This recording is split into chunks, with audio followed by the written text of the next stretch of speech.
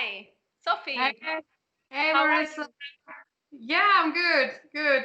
Nice that we get a chance to talk about our collections and what we're going to show at the Helsinki Fashion Week. Yes, the first day. I'm very excited, and I was thinking also for the viewers, if we lose connection, we have, of course, our solutions. And so I can start to introduce my label, or you want to try first? Okay, so Maqu is a label. This is my nickname. I'm Marisa Fuentes Prado from Peru. I'm based in Berlin. And Maqu is a project that I founded here in Berlin because I wanted to bring all my values inside. And I keep my focus on classic and practical shapes using organic and dead stock fabrics. And through limited alpaca collections, we keep traditional techniques alive. So I wanted to show you something very quick, um, exactly what we are doing. So this one. Yes. For example, this is one outfit made of organic cotton, the denim, and that we shoot in the studio. That was for a collection 2 years ago, but was very interesting to mix all these layers. And the other outfit was actually a dead stock fabric that I found in Peru. 2 years as a student, I found the fabric and the storage, and I couldn't afford it. But I was thinking, maybe someday I will buy it. And that was a long time ago. And 2 years ago, I was in Peru for a project, and I found again the fabric. So I found very interesting this connection between the maybe, I don't know, 10 years fabric is still there, and it was waiting for me, and I decided to create an outfit with this story, no? And that's how I create this fabric and this outfit.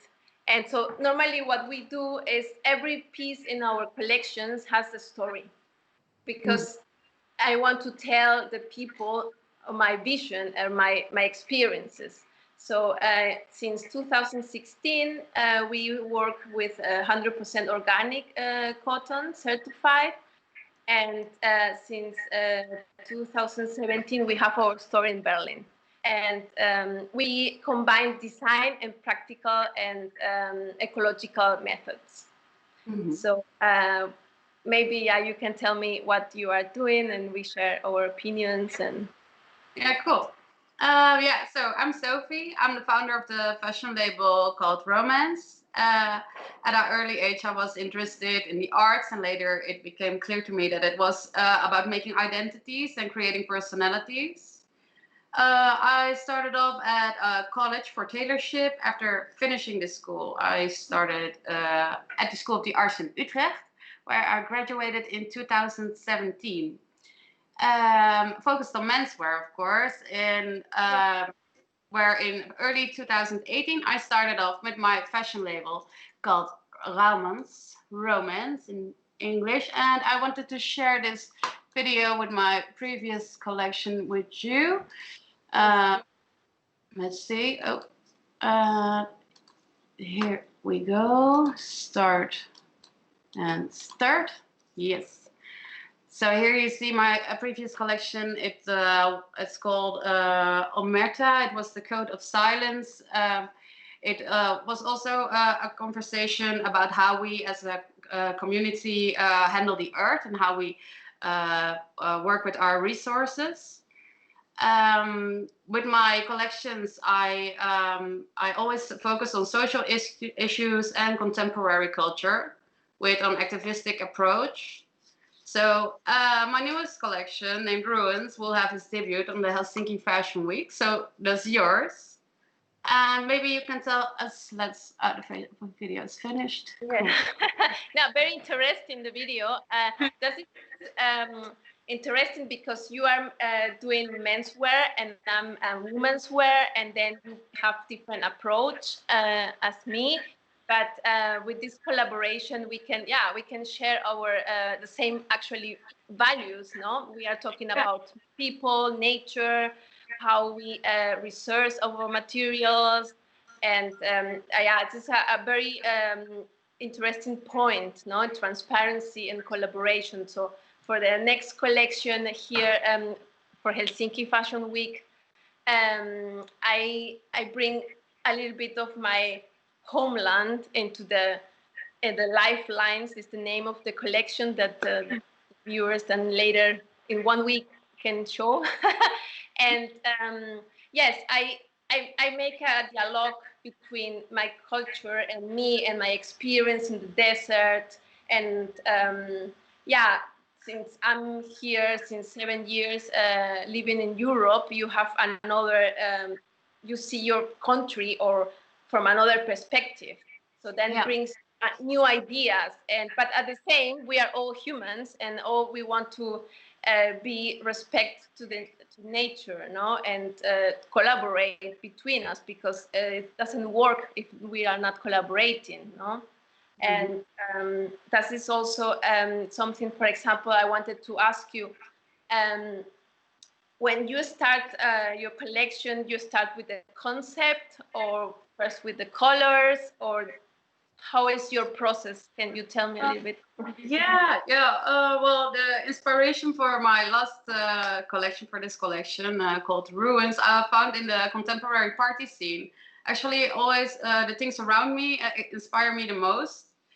I saw, I experienced it, of course, around me. So when going home, people completely worn out in their nicest outfits. And then I go to make links to other subjects. So this led me to the Club of 27, the famous artists who died at a very young age because of their extraordinary lifestyles. They lived a life in the spotlights and made a ruin out of themselves. And so the phenomenon of ruins is where I got inspired by another artist. It's a French artist, Cyprien Gaillard, and he shows Cyprien Gaillard. It's a French artist, and he made a lot of work about the ruins. In his work, he shows multiple ways. And he expanded the classical ruin to urban decline and even decay on a human level. So all these elements I made visible in my own collection as well. So actually I start out with the things I see around me, and I translate it into something which is more physical, into the garment. And what I actually,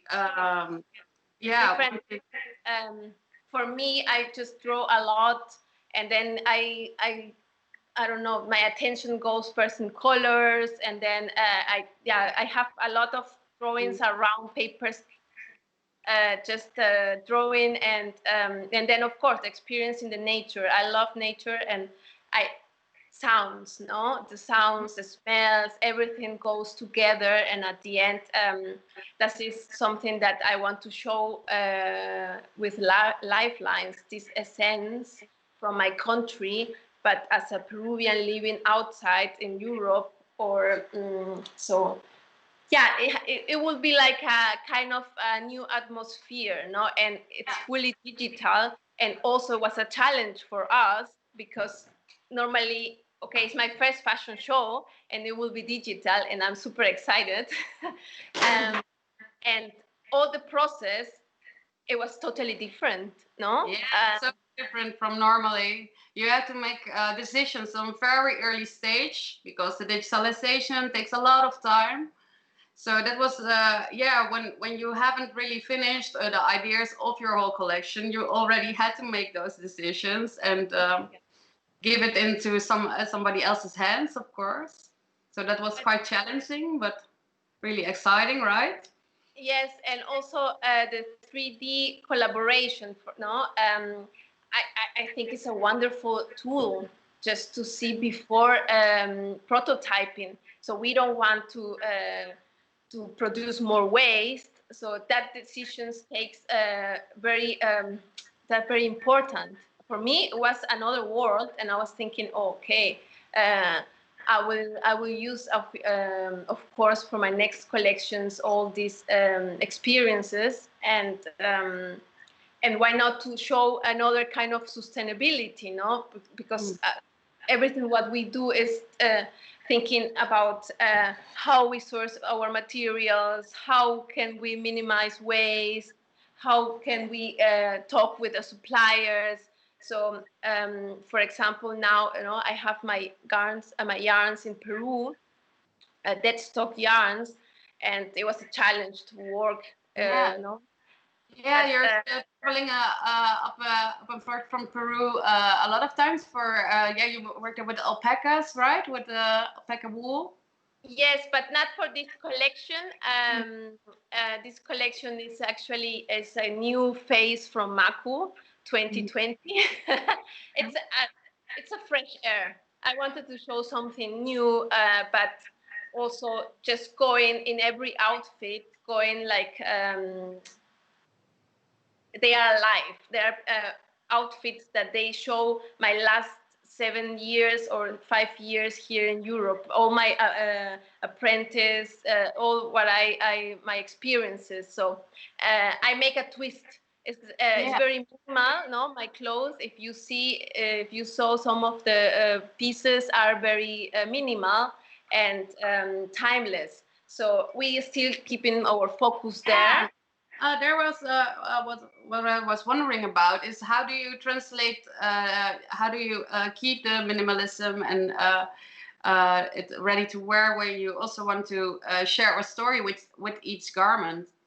Yeah, it's very it's a challenge because I'm a person who has both sides. I'm very minimal and I like very classic pieces, but I also like a lot of color from coming from Peru, wonderful colors everywhere. So I think more in practical pieces. No, okay. If I made a small collection, I need 2 or 3 pieces that they are practical, that for example, one size, I minimize waste, so the pattern has to perfectly fits in the fabric, and how we can just make it also affordable, because we want to reach more people. That sustainability is not like, okay, I don't know about, but if you tell the story, I think that people connect that. And so we have different pieces in the collection. No, we have our minimal, but also some pieces with a twist. And I think I mean, I'm very curious how we'll look on the fashion show on 29th. When is your 29th of July?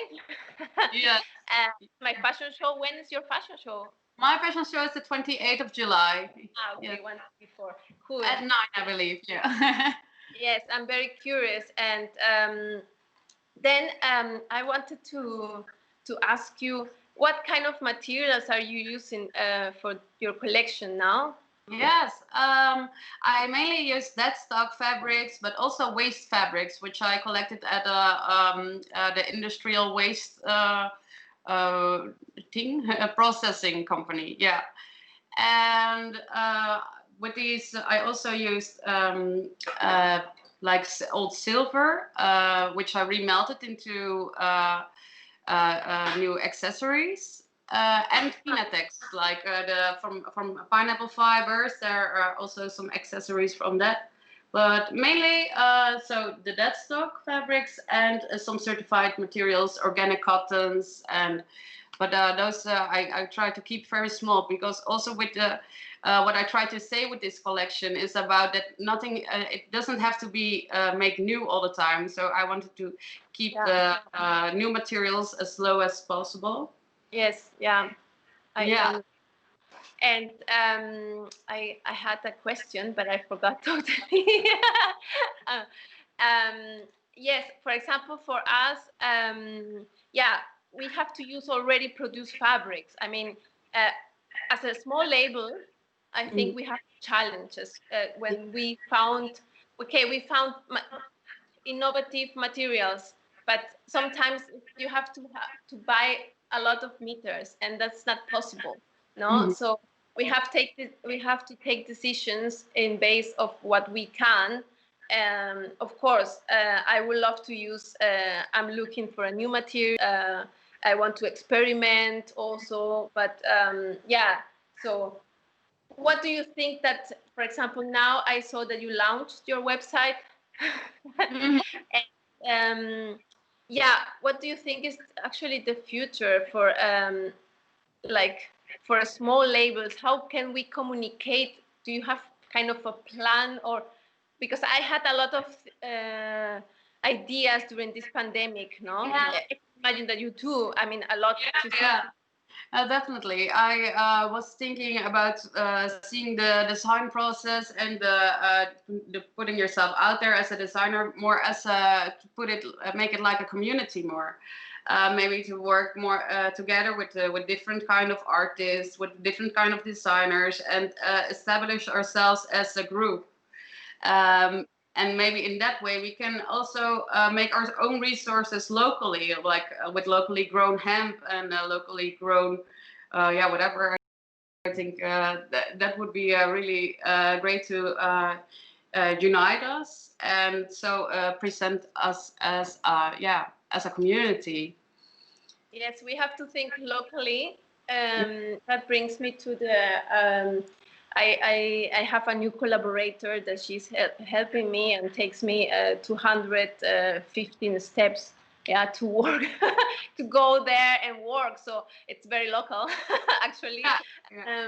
And that's funny, no? I mean, but yes, we have to think a lot of our resources, no? How to save energy, and if we can share our knowledge, no? So if we can, yeah, you are very monochromatic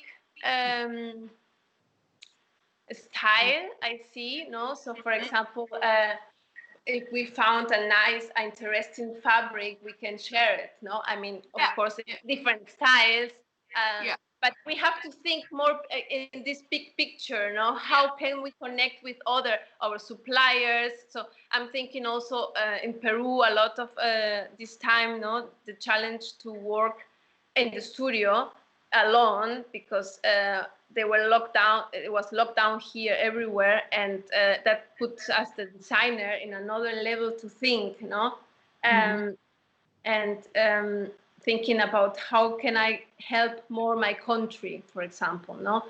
I'm the bridge now. I'm building a bridge between Peru and Germany, and this is my vision. This is what I want, and yeah, let's see how I'm very optimistic, and I hope next year the things goes better for everyone. And yeah, and design, it's our tool, no, to communicate. So let's see, no. Then I wanted to maybe talk a little bit about the residency program. I'm happy that we were selected, and that I can meet you and met all the other designers.